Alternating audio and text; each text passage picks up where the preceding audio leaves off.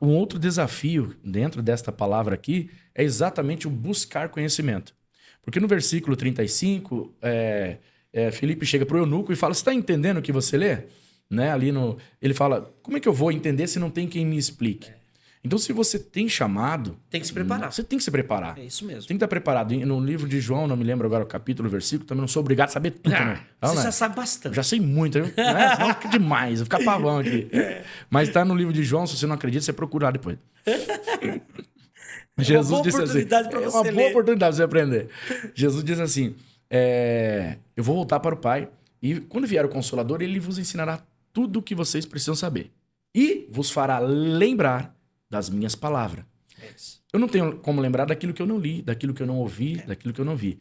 E talvez falasse, como que eu me preparo? Primeiro, a maior leitura do pastor é a Bíblia. Se cerque de bons líderes, bons livros e ouça pregadores. Conselho meu também, não ouça um só.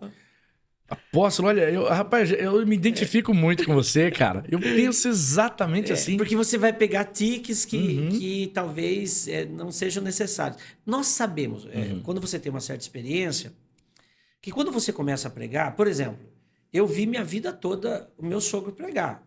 É lógico que quando eu comecei, ele foi minha base. Mas você vai achando a sua forma de pregar, o seu jeito. Por exemplo, eu costumo, às vezes, brincar, né? Às vezes contar uma piadinha, né? Sim. Que é o meu jeito de ser. Eu não sou diferente do púlpito, que eu sou lá embaixo também. Tanto é que aqui, lembrou de uma piada, contou alguma coisa.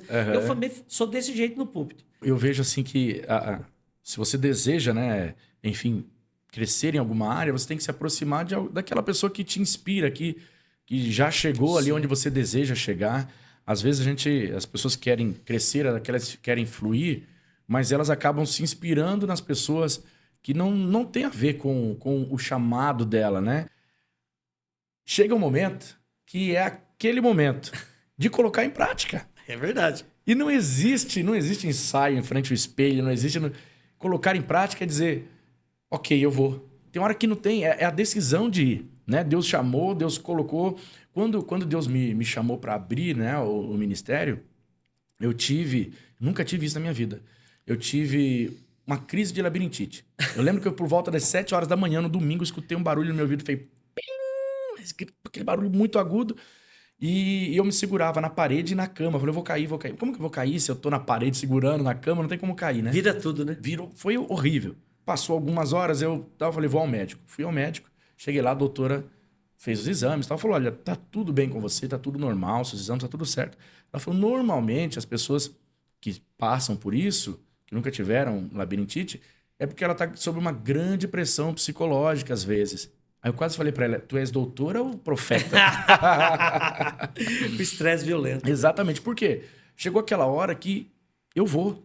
E não tem como, não tem...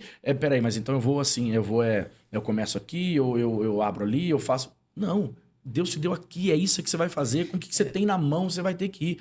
Quando a gente começou, apóstolo, nosso primeiro culto foi numa quadra de society. Eu lembro bem disso aí. Uma quadra de society.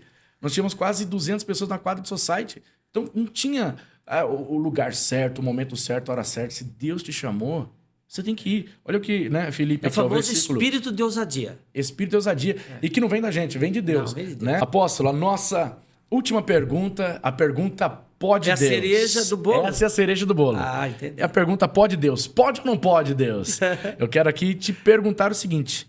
É possível exercer o chamado mesmo estando em pecado? Olha, se você tá... Eu entendo o seguinte, se a pessoa está pregando a palavra de Deus, Deus tem compromisso com a palavra. Então, se a pessoa é um pregador... E Deus, ele dá dons sem arrependimento. Uhum. Então, Deus não tira... É igual a menina que agora, ainda há pouco, que era cantora gospel. Como que é o nome dela mesmo? Alcântara? Isso, Priscila. Priscila Alcântara. Priscila Alcântara. Ela desistiu do gospel, foi para o secular. Uhum. Música normal. É aquilo que você falou no começo do bate-papo. Deus não está nem um pouco preocupado com a tua opinião. E é verdade. Você faz a sua vida o que você quiser. Livre-arbítrio. né? E você pode fazer o que quiser. Então eu acredito que, como Deus tem compromisso com a palavra dele, se o pregador subir em pecado, ele vai... E outra coisa, por amor àqueles que estão lá, crendo na mensagem. Porque quando a gente vai lá para João, no capítulo 17, que é a oração sacerdotal de Jesus, ele diz assim: Pai, eu oro por esses que estão crendo em mim.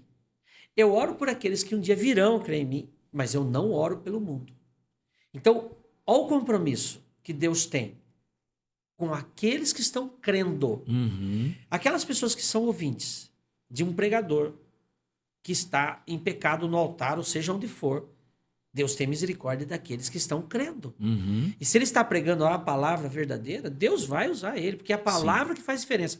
Não é a minha palavra que eu prego, é a palavra do Senhor. Exatamente. Agora, as consequências que o pregador vai ter, as consequências de executar o chamado de uma forma que não deveria, isso Deus não isenta. Mas o compromisso com a palavra dele vai existir, ele vai operar. A oração de Jesus, né? Eu sempre falo, as pessoas dizem assim, Deus não faz acepção de pessoas. Você pensa isso porque você não conhece a palavra. Porque Jesus, ele diz assim, eu oro por esse, eu oro por aqueles que virão a crer em mim, eu não oro pelo mundo. Quando ele diz eu não oro pelo mundo, não é mundo das coisas. Como a referência de pessoas, ele está se referindo a pessoas. Então, ele não tem compromisso com quem não crê nele. E nós vemos isso ao longo da passagem de Jesus no seu ministério e na sua chamada e no seu propósito. Então, o compromisso de Deus é com a sua palavra. Eu diria que até infelizmente, né? Mas é possível sim seguir o chamado, mesmo estando em total desobediência à palavra de Deus.